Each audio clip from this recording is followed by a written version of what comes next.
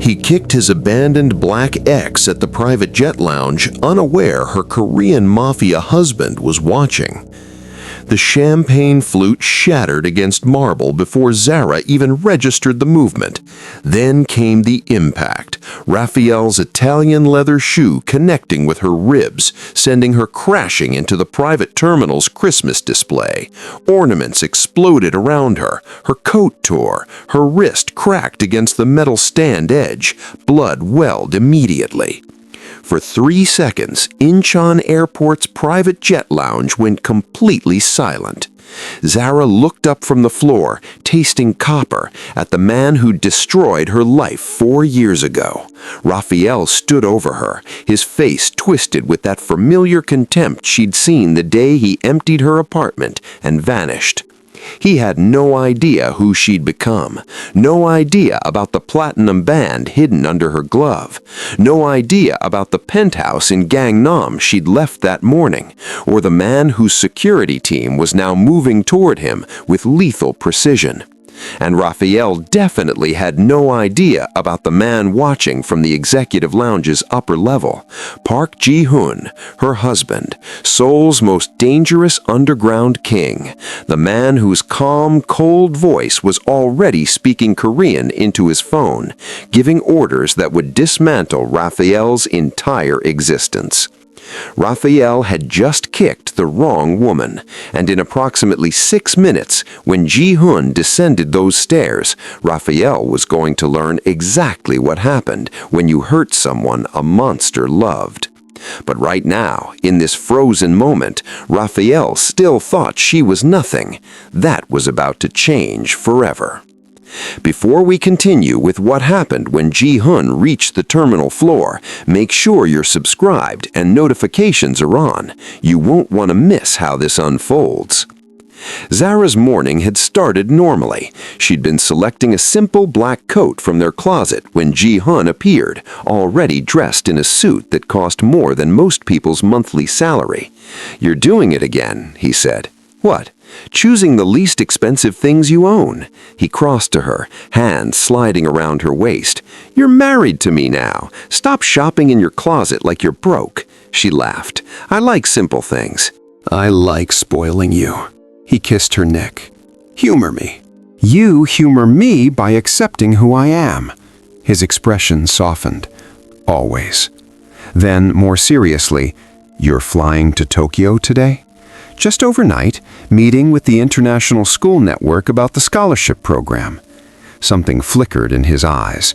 Ji Hun was protective beyond reason. "Take Sung-min and Tae with you." "Baby, I don't need bodyguards for a business trip." His jaw tightened. "Zara, you know what I am. You know the enemies that creates. You don't travel without security, not negotiable." The steel in his voice was absolute. This wasn't her husband speaking. This was Park Ji Hun, underground king of Seoul. She cupped his face. "Okay, I'll take them." Tension left his shoulders. "Thank you." He checked his watch. Solid platinum, deceptively simple. "I have meetings until 6. Call me when you land." "Always do." One more kiss, deep and possessive, before he left her breathless in their closet. 3 hours later, Zara walked through Incheon's private terminal, Sung-min and Tae maintaining discreet distance.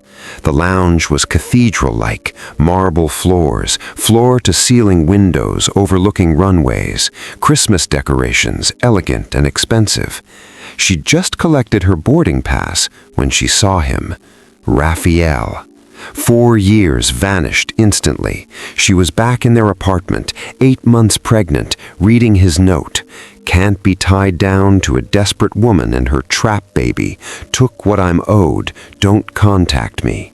He'd emptied their account, her money from 2 jobs, and disappeared. 2 weeks later, she'd lost the baby.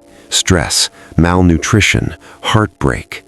Now he stood 20 feet away, laughing with a woman wearing head-to-toe Chanel, looking exactly the same cocky smile, same entitled swagger, same expensive taste funded by other people's suffering. Zara's hands trembled. She should leave, walk away. Her jet was boarding, but her feet wouldn't move. Raphael looked up. Their eyes met. Nothing.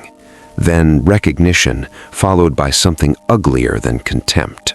He whispered to the woman, then started toward Zara.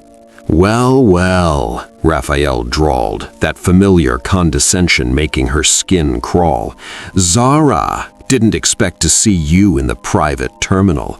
Thought you'd be flying economy where you belong." She found her voice. "Raphael, I have nothing to say to you."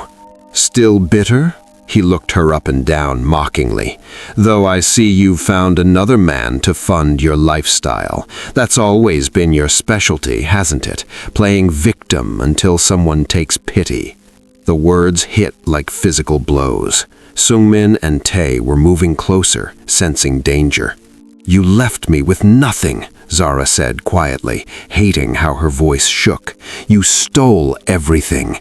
Raphael laughed, loud enough to draw stares. "Stole? I liberated myself from a parasite. Best decision I ever made. You were always so needy, expecting me to take care of you like you couldn't handle your own life.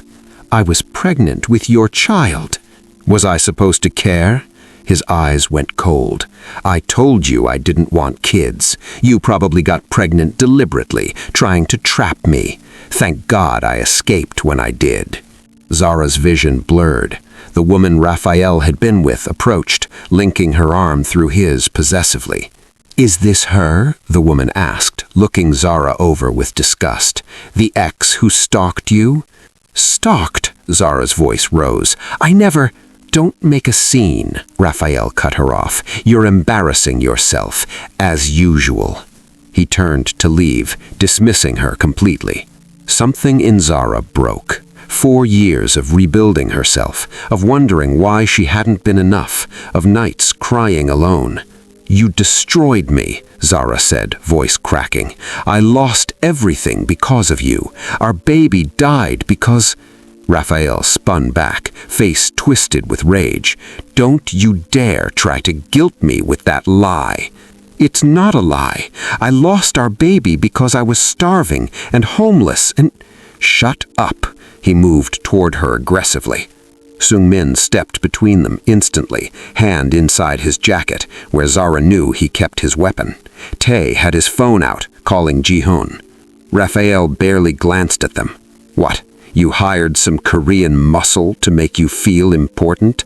How much are you paying these guys to pretend—" "Sir, step back," Sungmin said in accented English, voice deadly calm. "Or what?" He pushed forward. It happened instantly. Raphael shoved Sungmin, trying to reach Zara. In the scuffle, his foot connected with her ribs hard. She stumbled backward into the display, crying out as she fell. Glass shattered, her wrist cracked against metal. Blood bloomed on her coat. The terminal went silent. Zara looked up from the floor, blood trickling from her split wrist, at Raphael standing over her. For 1 second, his expression showed shock, then it hardened back to contempt.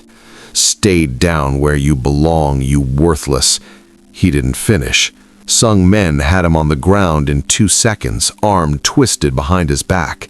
Tae was helping Zara up, his face pale with terror, not for himself, but for what was coming, because Ji Hun was going to lose his mind.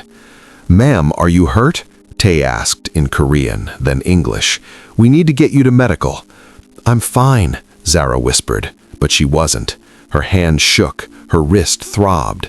Worse was the emotional wound ripped open, bleeding all over her carefully reconstructed life. Security rushed over. Raphael's girlfriend was screaming. Other travelers had phones out, recording everything. "Let me go," Raphael shouted, struggling. "She's crazy. She attacked me." "Sir, we have video," a security guard said, gesturing to cameras. "We saw everything. You assaulted this woman." Zara's phone rang. Ji Hun's name flashed on screen. Her hand trembled, answering. "Hello? Are you hurt?" His voice was eerily calm, which was somehow more terrifying than if he'd been yelling. I'm okay, just scratched. Who touched you? She closed her eyes. Who touched you? My ex, Raphael, but security has him, it's fine. Put Tay on the phone. She handed it over, watched Tay's expression go from nervous to absolutely terrified as he listened to whatever Ji Hun was saying. He responded in rapid Korean, too fast for her intermediate skills, then handed the phone back. Baby, she said softly, I'm 8 minutes away. His voice was pure ice. Don't let him leave. If security tries to release him, tell them who you are. Use my name. Ji Hun, please don't. He put his hands on you. He hurt you. There is no universe where that man walks away without consequences. The line went dead. Zara looked at Sung Min, still holding Raphael to the floor, at Tay positioning himself protectively beside her, at Raphael's girlfriend screaming, at the crowd watching, recording, whispering. And she felt cold certainty settle in her stomach. Raphael had no idea what he'd just done. If you're enjoying this, hit that like button and subscribe for more stories. Comment what you think happens when Ji Hun arrives. Now let's see what comes next. Terminal security had separated everyone by the time Ji Hun arrived. Zara sat in the medical office, a paramedic wrapping her wrist. Tay stood guard. Sung Min was giving his statement in another room. Raphael and his girlfriend were in a third room, their angry voices occasionally audible through walls. Then Ji Hun walked in. He'd come straight from his meeting, still in his suit, but there was nothing civilized about him now. His expression was carved from stone, eyes absolutely black with fury. 6 of his men followed, all armed, all wearing the same cold expression. Security personnel stood immediately, recognizing power when they saw it, but Ji Hun only had eyes for Zara. He crossed to her in 3 strides, hands cupping her face with devastating gentleness. Let me see. It's just a scratch, she whispered. His eyes traveled over her torn coat, the bandage on her wrist, the tear tracks on her cheeks.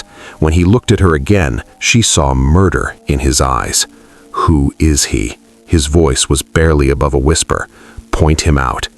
Ji Hun, please, let's just go home. It's not worth it? His hand trembled against her cheek. You're bleeding. You're crying. Someone put their hands on you violently. My wife, my woman, my everything, and you think it's not worth it? He switched to Korean, speaking to Tay in rapid-fire sentences. Tay bowed and left quickly.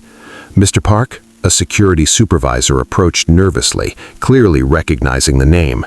We have the incident on camera. The man who pushed her is next room. We've called police. Cancel it, Ji Hun said flatly. Sir, police won't be necessary. I'll handle this personally. The supervisor paled. Mr. Park, we can't just... Ji Hun pulled out his phone, made 1 call, spoke 3 sentences in Korean, hung up. 30 seconds later, the supervisor's radio crackled. He listened, face going white, then nodded. Yes, sir. Of course. Police have been notified it was a false alarm. This was Ji Hun's soul, his city, his kingdom. I want to see him, Ji Hun said, still looking at Zara, the man who did this. Baby, what are you going to do? He kissed her forehead, her cheeks, the tip of her nose, gentle kisses at odds with the violence simmering beneath his skin. I'm going to make sure he never touches you again, that he never even thinks your name with terror.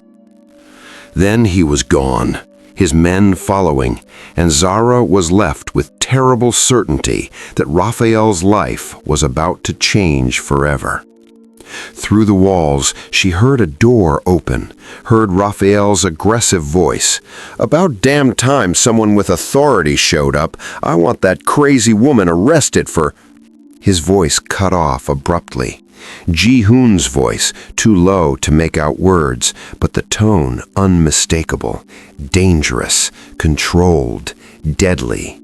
Then Raphael again, louder, nervous now. Who the hell are you? You can't just...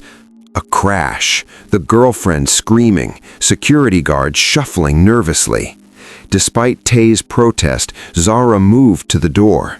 Through the window, she watched Ji Hun lift Raphael by his throat one-handed, slamming him against the wall hard enough to crack plaster. Raphael's feet dangled, his face turning red as he clawed at Ji Hun's grip. "My name is Park Ji Hun," her husband said, loud enough for everyone to hear. "The woman you put your hands on is my wife. Do you understand what that means?" He dropped Raphael, who collapsed, gasping. "That means you just signed your own death warrant." And as Ji Hun crouched beside Raphael's trembling form, beginning to explain in precise detail exactly how he was going to dismantle every aspect of Raphael's existence, Zara felt something she hadn't allowed herself in 4 years: vindication. The ghost of her past was finally being exorcised, and she was ready to watch it burn.